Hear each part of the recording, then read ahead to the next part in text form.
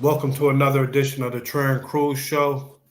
Tonight we have a very serious conversation, but we're going to also do our best to keep it lighthearted. We have uh, Pamela Beverly here, and she is the mother of Laquanda Simmons. Say hello to St. Paul and Black Watch Television. Hi. Uh, so just a little bit, just tell us who Laquanda was. Laquandis is my youngest daughter, 26 years old, very beautiful child, heart of gold. But as usual, we have faults, and she did have some. But as a mother, I excuse all that. She was kind-hearted, very giving. Struggled with drugs a little bit, but she was trying to get it together. Um, and what? How old was Laquanda? 26 years old. Okay, and where was she from? We're from Kankakee, Illinois. And Okay, she's been here since 2000 and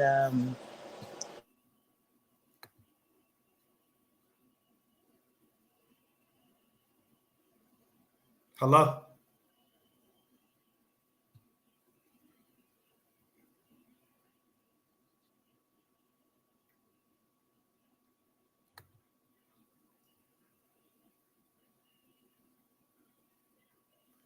hello.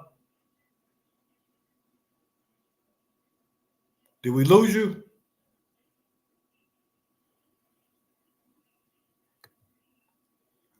So it looks like we might have lost Pamela Beverly, but so yeah, that's we're waiting for Pamela to come back. While we do that, we'll talk about a couple issues that are important. But yeah, Laquanda Simmons was found dead here in the city of St. Paul. Pamela Beverly is her mother. We just lost connection with her, so we're gonna try to get Pamela back very shortly here. Um, as you might know, February 22nd through the 23rd is oh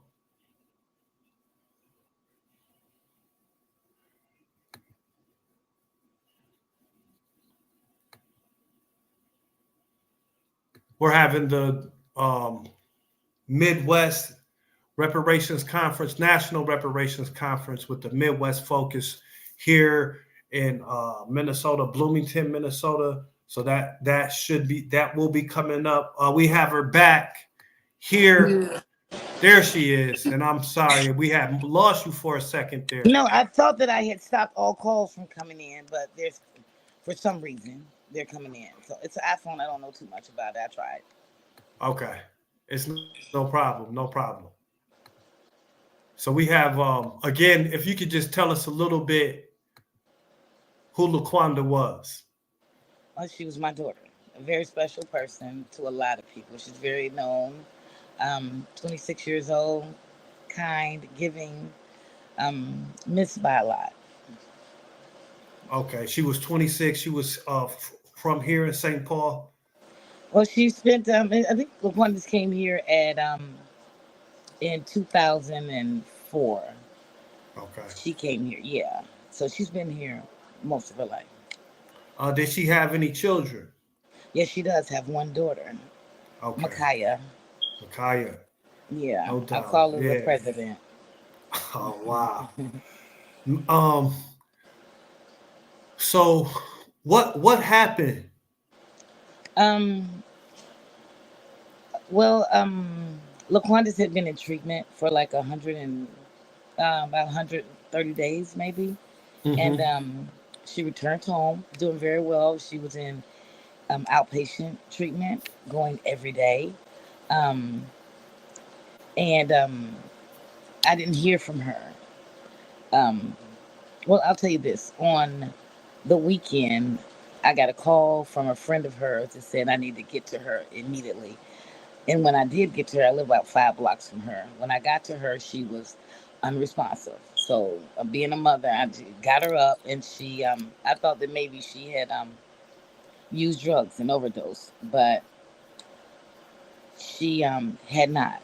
She had gotten to the hospital because she said, like, Mom, you don't trust me, you don't believe in me, and all those things, because I've been through it before with her, you know what I'm saying? And turns out her medicine was too strong for her. What her Mm. doctor had her on was too strong. So um, she took a bunch of pills and said because we didn't believe in her that she was going to kill herself.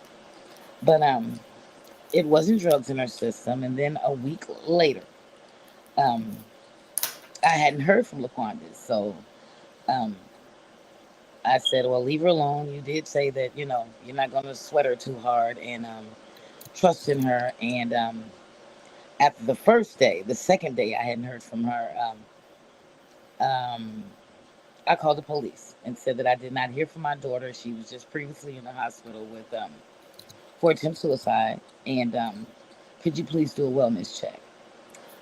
This was on the 26th of August, and as of today, whatever today is, I still haven't heard back from the police about that wellness check. But anyway, Mm. it comes to find out on the 25th of August, when I asked for police reports, there was a wellness check done by one of her counselors from the outpatient therapy that hadn't heard of from her either. And I didn't know that. Nobody contacted me to tell me that, but they left a note on her door on the 25th. On the 26th, when I called for the wellness check, as I said, I haven't heard back from them yet. Um, Who left a note on her door? it was the police. The police, Oh, with some special division they have for aftercare or something like that. But it was called for a wellness check by a counselor of hers through the outpatient therapy, outpatient okay. treatment, excuse me. And I have that report. I have all those things. But anyway, so I didn't know anything about that as far as them contacting me or my daughter to let us know that they had been there and hadn't heard from her. So on the 26th, I'm like, I haven't heard from my baby. I need to hear it. Phone kept going to ringing and ringing in voicemail, and then on the 26th, I called, and somebody picked up, and then they hung up. So I went to her house and looked inside, and I couldn't see her. Um, I left and came back, and I bust the window, and I climbed through, and I found my daughter, um, just Huh? lifeless on the couch. Mm. And I called the police. Um, they came in and asked me to leave out, and I left out, and they closed the door, and that was it. Um, and I'm telling them, I'm like, this doesn't look right. While I was in there, there's something's wrong in here. For one, my baby had on undergarments. She never did that. She the house was in a total, I guess there was a struggle going on in there, and I'm still telling the police. And then one of the smart guys has the nerve to say, well, that's another one lost to drugs, because the Laquandis is well known by the St. Paul police. You know what I'm saying? Because of her drug habit, theft, and all those things. So, another one going away from fentanyl. And I'm like, that's not fair to say that about my child. You don't know what's wrong with her. So they asked me to leave the property. Here comes ambulance, and doors still shut. I don't know what's going on, but um all the family and things arrive there, and the coroner family comes and asks if anyone wants to come in and say goodbye to Laquandis. Um, and I'm like, wait a minute. There's no tape up. There's no pictures. You did nothing. You didn't take no picture of me going in where I broke the window. You didn't walk around. They did absolutely nothing. Um, and as far as to let somebody come in and say bye to her, you don't know. Is this a crime scene? So um, after the police and things left, um, my daughter goes in and she finds Laquandis's purse. She finds Laquandis's cell phone and some paraphernalia. Dollars with fentanyl in them. This is after the police had left, and I'm like, well, why would they leave all these things behind? So I said, call them. I called the police and said, you left everything here. What did you do in there? So nothing. You know what I'm saying? So I did more footwork around that area, um, pictures, photos from neighbors' cameras, everything. They just did not do what I thought they should. First of all, I investigated and saw what a wellness check consists of, which is to put physical eyes on someone or get either the landlord or someone's permission to go in there, mine or anybody's, you know what I'm saying? And if it's over 100 degrees, they're supposed to go in regardless, you know what I'm saying? And I understand that there's So been, when did this happen? this happened on August 26th. Okay. Hmm. And so with the temperature that day was what? It was about, it was a good temperature, about almost 100 or 100, something like that. It Okay. was hot that weekend, very hot. Yeah. Hmm. Okay. And then where did this happen at? This happened in St. Paul on Matilda Street, right off of Maryland. Yeah, That's kind of like northeast. it's almost near Frogtown, something like that, like Okay. middies. Yeah. Yeah. Um.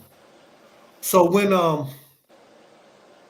what else happened when you started doing more of your invest? What made you think that it wasn't, saying she just got out of treatment? Because What made you think it wasn't an overdose or something? well, for one, she promised me, Mom, I'm not going to do that anymore.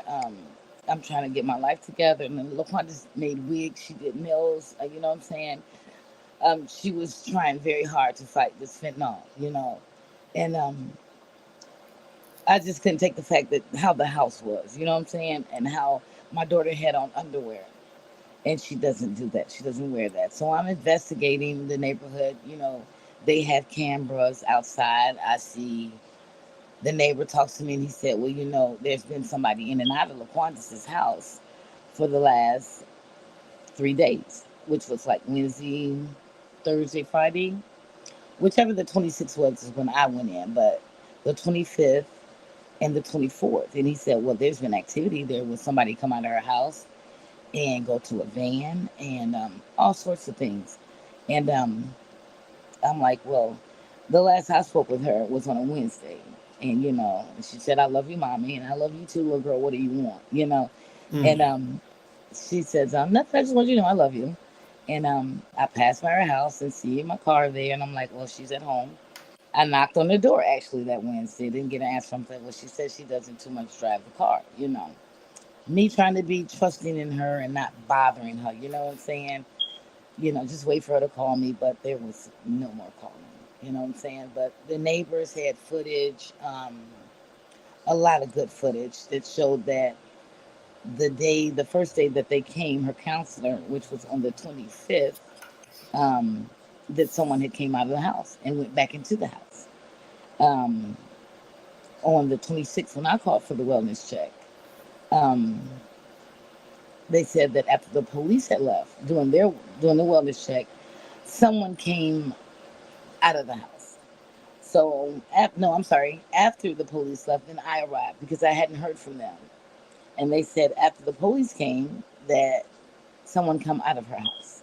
Now, mind you, when I looked through the window before I went home to get something to break the window to get in, a basement door was shut. When I went through the window and looked, the basement door was open. And then I found out from the neighbors that someone came out right after I left to go and get something to break the window. So, like, I'm trying to tell the police there was something going on in here. Um, and I just can't believe that, like, the death certificate said she's had a heart attack. I thought everybody had a heart attack. Their heart stops when they die, but she had a heart attack. There were no drugs found in her system. Mm. Um, it's just you did nothing, St. Paul police, and you didn't. As far as a wellness check, as far as taking pictures, there's no tape going up. There's nobody. I couldn't get a response from the detective. Oh no, I'm sorry. He did call me on the day of her funeral. So no callbacks, no nothing. Um, I've been through. I actually tried to see if it was a civil thing against the St. Paul police. So I called the civil division, and she said, well, if he said any racial slurs to Laquandis, that it would be a civil matter. So when he said another black girl going to fentanyl, one of the officers, and I'm like, that's not fair, you know. So the lady tells me because Laquandis didn't hear it, it's not a civil matter. So I'm like, oh, come on, lady. How could she hear something when she's deceased? Well, she would have to hear them say something against her. I'm like, oh, well, if your mom was dead, you think she's going to say something? Is somebody going to hear her? So, that was blown out the window. It wasn't a civil case, is what the lady tells me. I'm not going to quit as usual. So I go and I file through internal affairs. Mm-hmm. And I spoke with, I had a meeting with them on January 3rd. In front of this big console, down here on what is it, Como in St. Paul, at a center, a recreational center, and What was it called? it was called it's the Como Center, Como Frogtown Recreational Center, I believe it is. Where the kids go, and Mm. all sorts of things. They not too long ago built that, but they had a it looked like it was a council meeting going on, but it was also a meeting for me as far as internal affairs, St. Paul internal affairs, and which is the police, um, Yeah. you know, examining the police and what they did and what they did not do. But you're not going to do anything against your own people. I don't think so. But they were wrong, and I know they were wrong. You did not do your wellness check, and you did not do it according to the United States of America. The wellness check is the same. you know, Put physical eyes, contact the landlord, contact family, contact somebody, and put something on Laquanda. Just look at her and see if she's okay. But her death certificate says that she died from a heart attack. And who knows, maybe you were there when she was having a heart attack. You know what I'm saying? Officer, maybe you were there and could have administered CPR for my child. Who knows? You don't know because you did not go in and do your wellness check. So as far as it goes now, I'm waiting for a, some type of conclusion with the internal affairs to see if it was misconduct with the police department or, which it was, you didn't do your job. So and that's basically it. So, when did you first call for the wellness check? I called on the 26th. I called it about maybe 10 o'clock that morning. I have to look at the files, but I called them after, talking to her sister and like, find your sister, which I'm usually saying, find your sister. And we couldn't. So that's why I went over there because I hadn't heard from the police. It had been like a good almost 2 hours before I went. I'm like, okay, nobody's calling me. I'm going over there. You know what You I'm went saying? on the 26th. Yes, sir. Okay. And so when you went in the window, what did you see? What A total mess. A total mess in my baby. My baby laying on the couch and lifeless. You know what I'm saying? But I had just called her phone and somebody answered.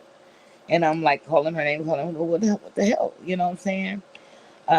And come to was it find her that out from the answered neighbors, or someone answered her phone. it wasn't her?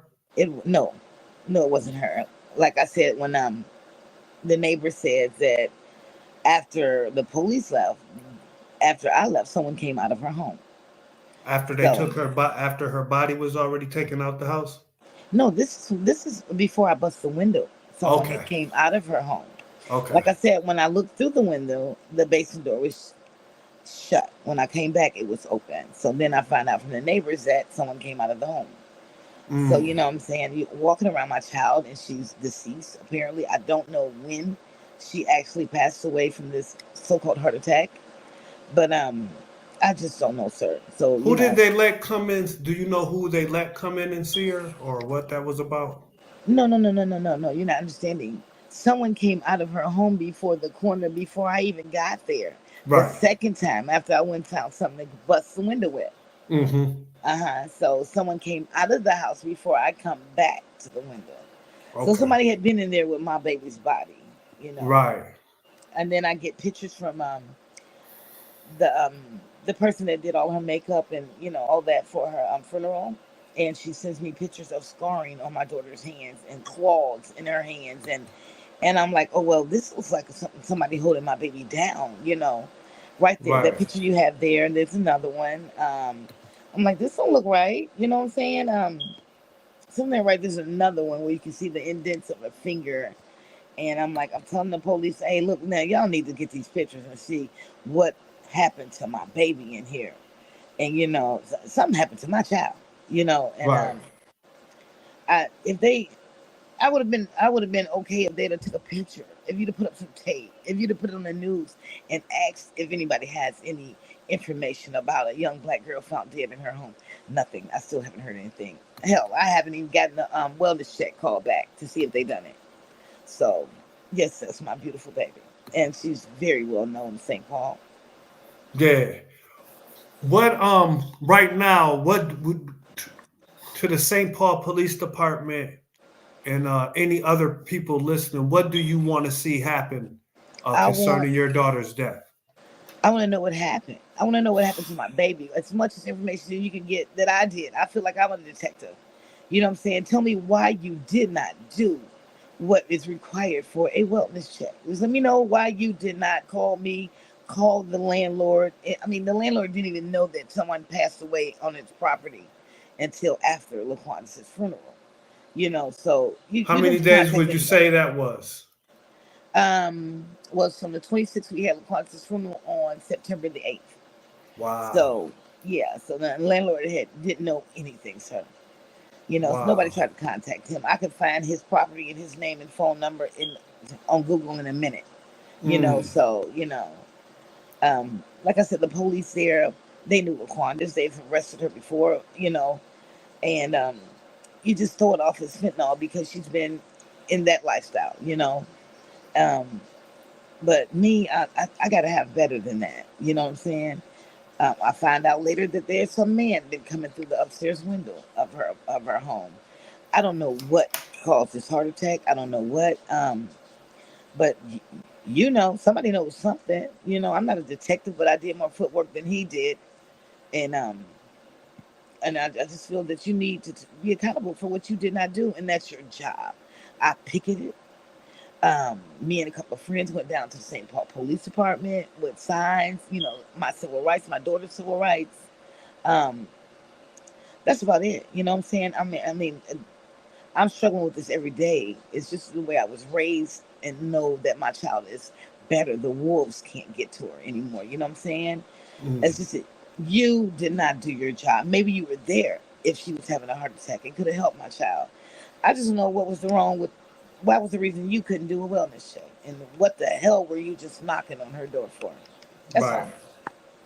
Well, I am sincerely sorry for your loss, and we want to continue to stand with you and to demand answers from the St. Paul Police Department about what happened to your daughter. And we're going to be here and to provide a platform for you. So we're going to definitely have you back as you continue Right. to look for answers for Okay. your daughter. All right. I thank you very much. What else? I'm waiting for the results from the internal affairs meeting of the council of St. Paul, or whoever those people were. And they told me it would be 30 days before I would hear anything. So I'm just trying to see, how the police are examining the police. So, and see what they have Exactly. to say. Exactly. So yeah, definitely we're going to stay in touch and put something together in the next upcoming week Okay. uh, for you. Maybe I'll hear from internal affairs by then. Hopefully Um, so. Definitely. yeah. So thank you so much for listening.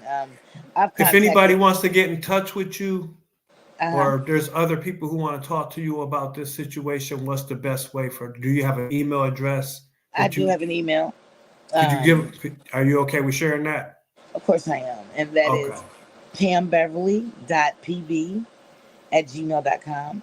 Um, I don't mind giving my phone number, but I'm not gonna do that. Maybe the police stalking me. You never know. But Okay. We at least got your email address. So give us that's that email fine. That's good address one enough. more time. And that's Pam Beverly, PamBeverly .pb @gmail.com. Thank you. Thank you for taking some time to talk to the Trend Crew Show about this very important issue. And we look forward to having you back with some more updates soon.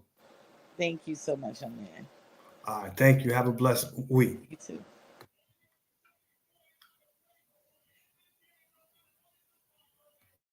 And that was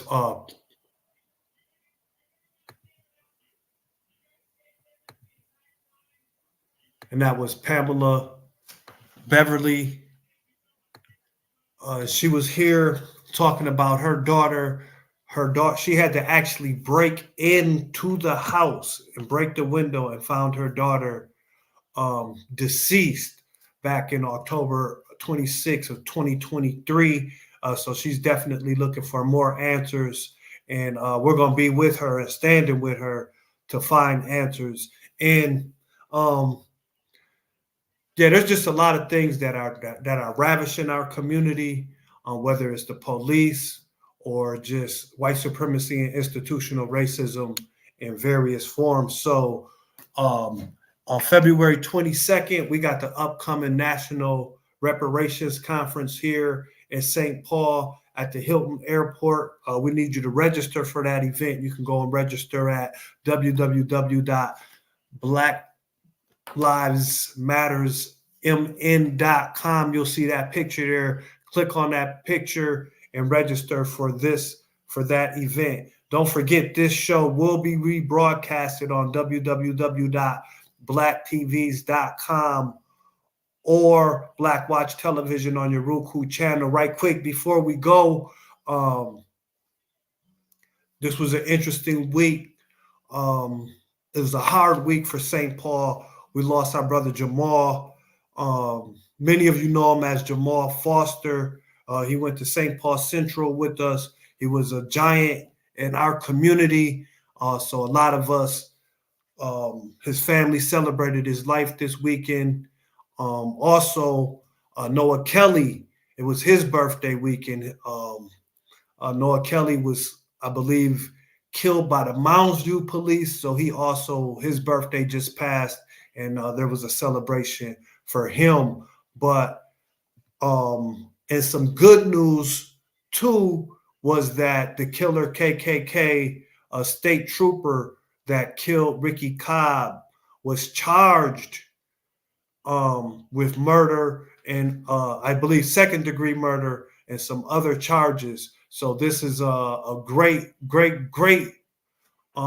news on that, but it's a tiny step in the right direction. Now, after those charges, we need to stay in the streets and demand that there is an actual conviction.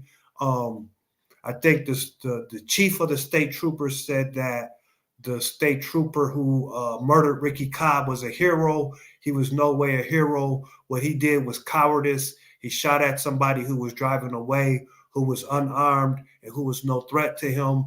Also, race is a factor here in St. Paul when it comes to police shootings. Race was a factor when we were just talking to Pamela Beverly about her daughter and how she was treated.